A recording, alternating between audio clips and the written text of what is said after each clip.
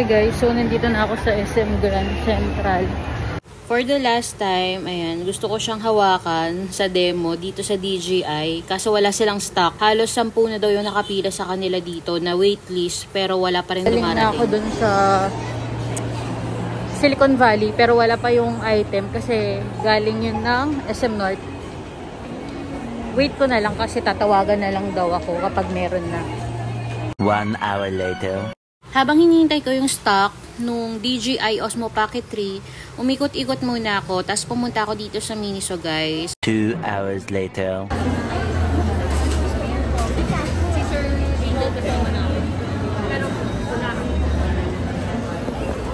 So, guys, niredeem ko na yung sa coffee bean. Yung tumbler. So, ito siya, guys. Ito yung itsura niya. Pinili ko yung Starlight. Ayan. Ayan siya, guys. Coffee bean. Diba? Low stock na sila sa ganito kasi mas marami daw nagre-redeem ng ganito sa kanila. Paubos na daw. So, ayun lang. Kapag nag-redeem ka, meron kang ganito na parang sa Starbucks din. Pwede mong coupon. Is yung binili ko sa DJI, yung DJI Osmo Pocket 3. Yung standard edition, guys. Kasi kaya ko siyang i-maximize without the creator combo. So, ito siya, guys. And mas makakamura kayo, makakatipid pa kayo kapag standard lang yung binili nyo. Then, pumunta lang ako sa Miniso. Bumili ako ng cotton pads para sa pag-skincare namin ni Habi.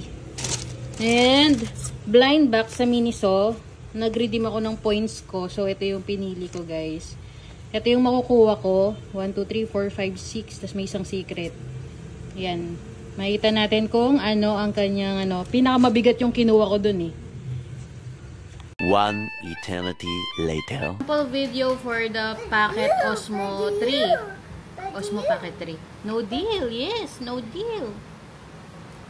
So, ito siya, guys. Ang linaw nyo kasi kahit hindi ko iganon yung camera ng malayo.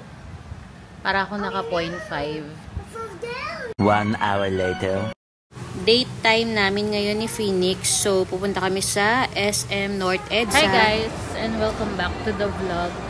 Nandito kami ngayon sa SM North Annex. Kasama ko si Phoenix.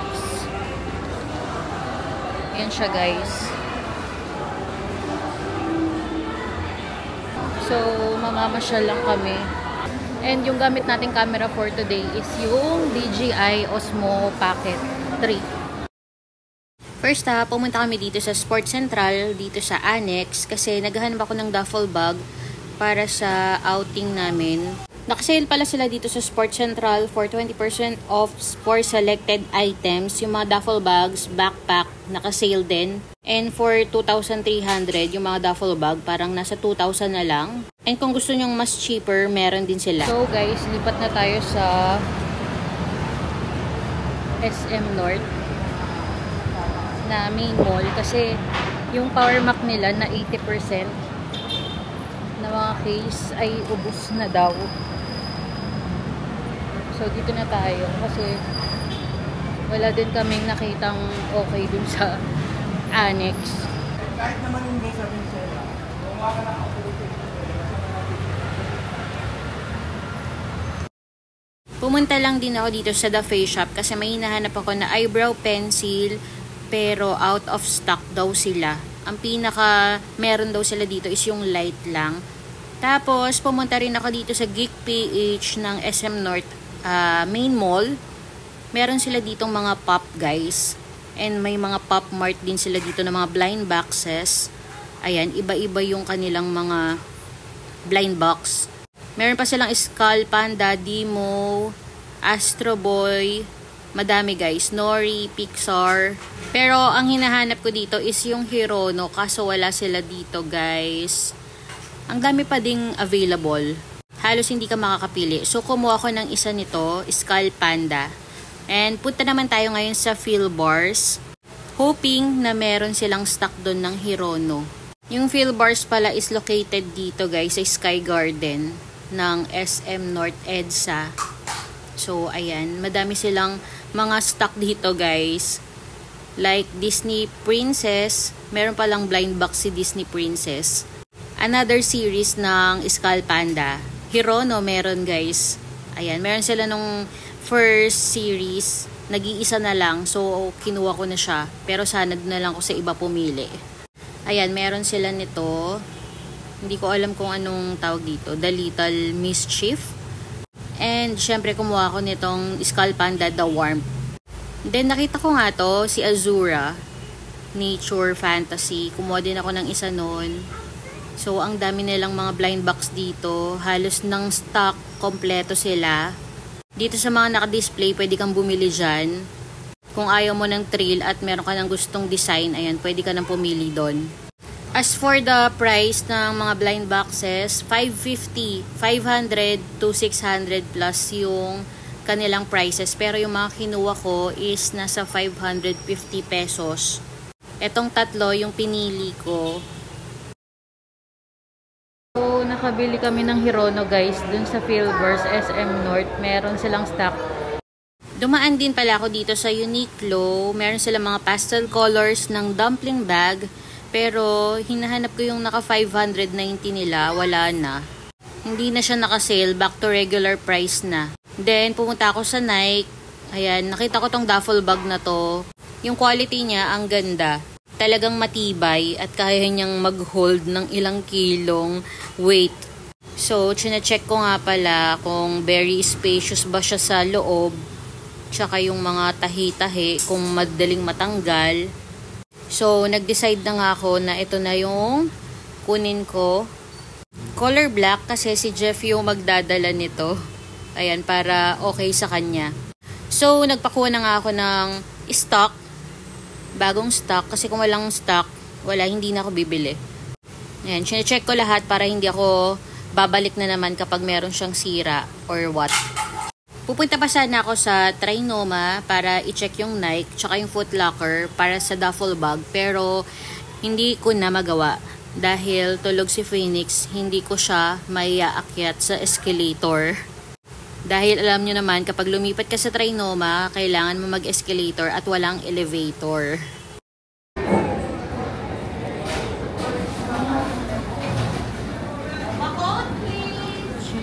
So guys, kakauwi lang namin. At ito yung nabili ko sa Philbars tsaka sa Geek PH. First, bumili ako nito, yung Pop Mart na Sanrio. Next, sa Philbars ulit, na Skull, ano ba tawag dito? Skull Panda. Ayan, ito siya. Next, Hirono. Isang Hirono.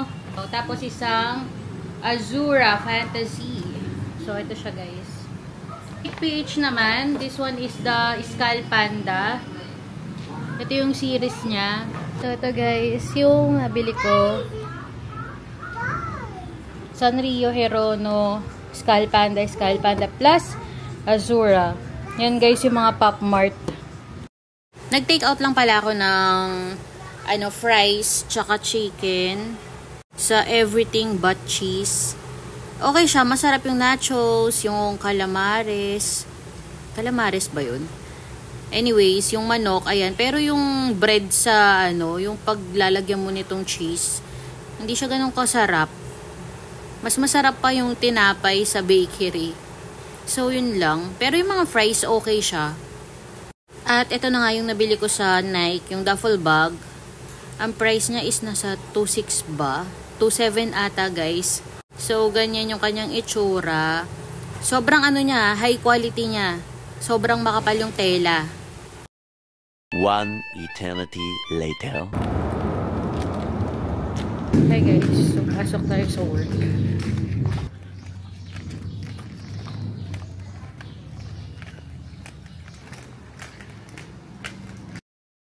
I-unbox naman natin yung nabili ko sa Nike app na shoes ni Habi.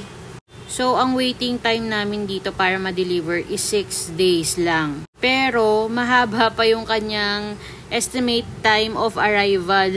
Dumating siya agad. I think it's from Singapore and sa LBC nila siya idadalhin. So, ito yung Air J1 Low. Matagal nang gusto ito ni Habi. Buti na lang nakita niya sa Nike app tapos sinabi niya sa akin. So, na-order namin. After nun, na-sold out na siya agad-agad.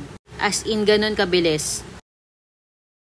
One eternity later. So guys, dito tayo sa supermarket. Tapos na ako sa Minis, oh. Mag-grocery muna tayo, guys.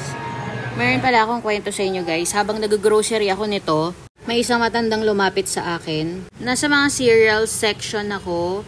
Tapos bigla siyang lumapit sa akin at tinatanong niya yung Milo na yan. Kung meron daw pouch na ganyan. Sabi ko, Nay, wala pong ganyan na naka-pouch. Naka-box lang. Tapos, iniinsist niya sa akin na, ang mahal naman yan, ang mahal naman yan. Wala akong ganyang pera, sabi niya. Tapos, naisip ko na parang alam ko na kung ano yung gusto niyang sabihin sa akin na parang bilhin ko para sa kanya. Or else, bigyan ko ng pera para ipambili nun. Pero, umalis na lang ako guys kasi alam ko na yung mga budol na ganun. And then, lumipat ako sa kabilang aisle. Meron siya ulit kinausap doon na lalaki na nagtatanong ulit siya ng presyo na ang mahal daw, hindi niya daw kayang bilhin. So, parang doon sa lalaki, doon na naman siya nagpapabili ngayon. So, it means, budol nga siya. Maaawa na sana ako nung una, pero, ayun. Wala naman masamang tumulong, pero, alam mo yung mga abusado kasi ng mga ganun. Tapos, gagamitin lang sa kung ano-ano. Mas mabuti pa na humingi na lang siya sa akin ng pangkain, ganyan, pambili ng ganyan, kesa, alam mo yun, gumawa ka pa ng eksena na iba na parang hindi mo afford yon para maawa sa'yo at bigyan ka ng pera. Magpapasko pa naman, tapos ganyan, ang daming nanloloko. So, ingat-ingat tayo guys. Bye!